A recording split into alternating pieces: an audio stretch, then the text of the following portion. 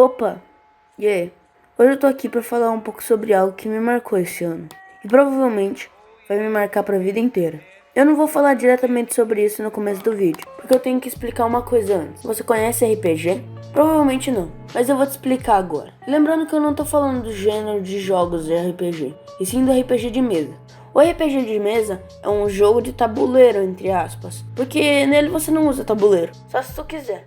E sim papel, caneta e muita imaginação. Basicamente, você chama algumas pessoas para elas criarem seus personagens com suas características, seus problemas, habilidades e etc. E toda a história é criada pelo mestre. Quem é o mestre, você me pergunta? É quem cria a história e interpreta os personagens, que não são os principais, e quem cria o RPG basicamente. Pronto, agora que você conhece o conceito de RPG, vamos partir para o assunto principal, o RPG do Cellbit. Eu acredito que você já tenha visto alguma informação sobre esse RPG, que literalmente está em todos os lugares, Twitter, YouTube, em todo lugar. O primeiro RPG do Cellbit foi no começo desse ano, em fevereiro, mais ou menos, e foi chamado de Ordem Paranormal. Os personagens eram o Thiago Fritz, interpretado pelo Hakim, o Daniel, interpretado pelo Luba, Elizabeth Weber, interpretada pela Gabi Catuzzo, e o Alexandre, interpretado pelo L Joga. E pelo que parece, não fez tanto sucesso quanto o próximo, que eu vou falar daqui a pouco. Mas em geral, foi um pra iniciar nesse mundo e fazer com que o pessoal que assiste o Cellbit se acostumar com esse mundo.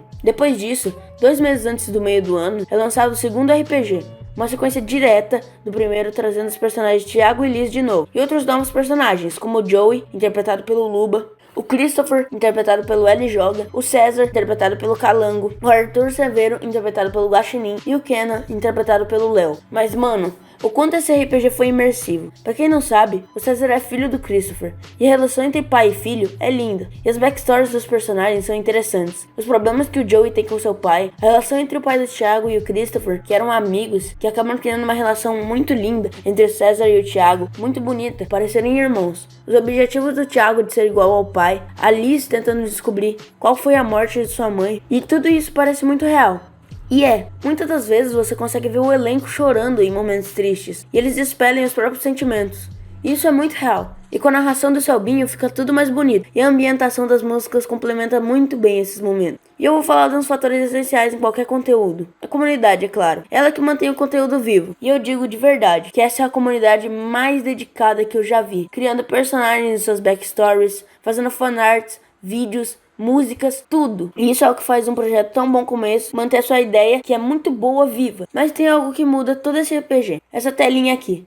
Por meio dela, ela torna cidades e lugares muito mais vivos, com os desenhos do Rafael da HQ. Faz você imaginar menos nos ambientes e prestar mais atenção na história, do que imaginar os cenários. E, é claro, deixa isso muito mais imersivo.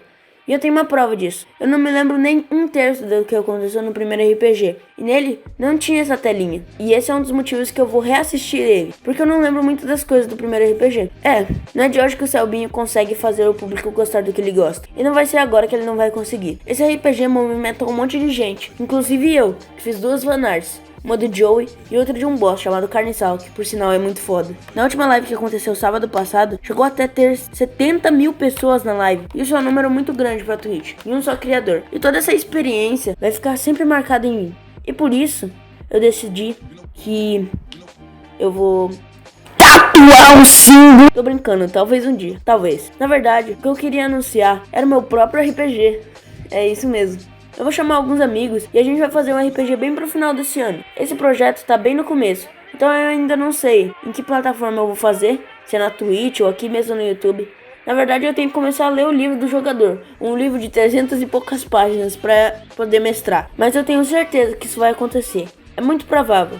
Vai ter o layout personalizado da live e o sistema que o Sabinho usa na tela feito com o Photoshop. Mas esse é o vídeo. Eu queria apresentar pra vocês esse projeto que vai ficar marcado e lembrado pra sempre em mim. Parabéns a todo o elenco e a equipe que fez isso acontecer. Muito obrigado, Segredo na Floresta.